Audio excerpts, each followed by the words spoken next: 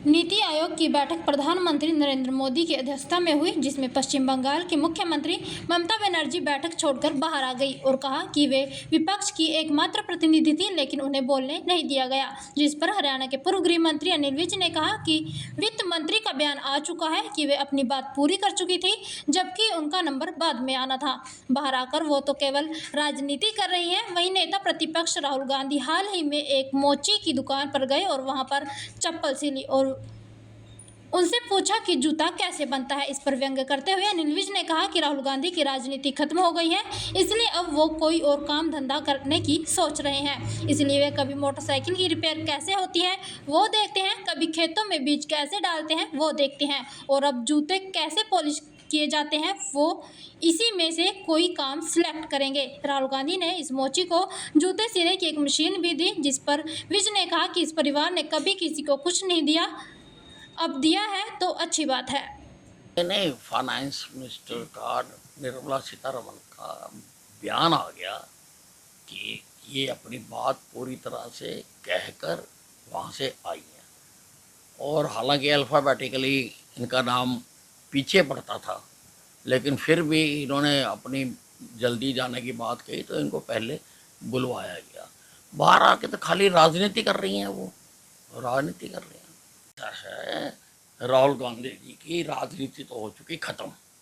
अब वो कोई काम धंधा करने की सोच रहे हैं, तो कभी मोटरसाइकिल की रिपेयर कैसे करते हैं वो काम जाके देखते हैं, कभी खेतों में बीज कैसे डाला जाता है वो जाके देखते हैं, और अब लेटेस्ट उनको जो उन्होंने जाके देखा है कि जूते कैसे पॉलिश किए जाते हैं वो जाके देखा, और इनमें से वो सिलेक्ट करेंगे कोई काम जो सा इनको इनके लिए होगा वो काम करेंगे।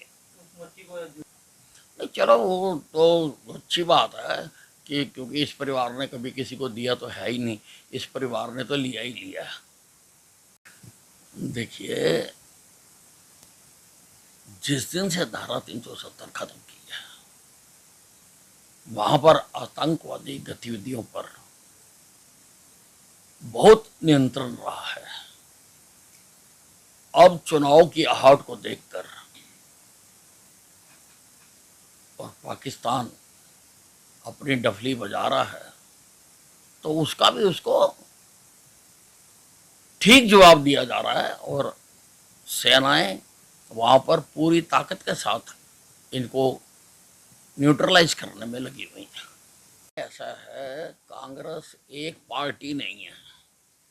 जो पार्टी होती है उसकी प्रजातांत्रिक व्यवस्था होती है, और एक बात और कान खोलकर सुन लेनी चाहिए कि जिस पार्टी के अंदर प्रजातंत्र जीवित नहीं है वो पार्टी देश के प्रजातंत्र की भी रक्षा नहीं कर सकती। ये तो गैंग है, अलग अलग लोगों की, अलग अलग धड़ों की एक गैंग है, और ये कभी सरकार को लूटने के लिए इकट्ठे हो जाते हैं, कभी बिखर जाते हैं। देखिए, वो प्रचार करने आई है, अच्छी बात है, सभी को प्रजातंत्र है, अपनी बात कहने का अधिकार है, अपनी पार्टियां चलाने का अधिकार है। परंतु मुझको ये अच्छा लगा कि वो दिल्ली का और पंजाब का उदाहरण दे रही हैं। दिल्ली में जाकर तो देखो कि क्या बुरा हाल इन लोगों ने किया है दिल्ली का, और वही स्थिति पंजाब की है, किसी व्यक्ति से पूछ कर देखो। और दिल्ली की जनता ने इसीलिए लोकसभा की सभी सीटों पर, इनकी सरकार होते हुए वहां पर सभी सीटों पर हराकर ये संदेश दिया है कि आम आदमी पार्टी का दिल्ली में दिवाला निकल चुका है। नहीं, कहाँ लीक होते हैं पेपर। अगर अब इतनी पुरानी आदत कांग्रेस के राज की पड़ी हुई है, और अगर छोटी मोटी कोई हरकत होती भी है तो कार्रवाई भी हमारी ही सरकार ने करी है, हमारी पुलिस ने पकड़ के उनको अंदर किया। हम तो इस बारे में बहुत सजग हैं, और लगभग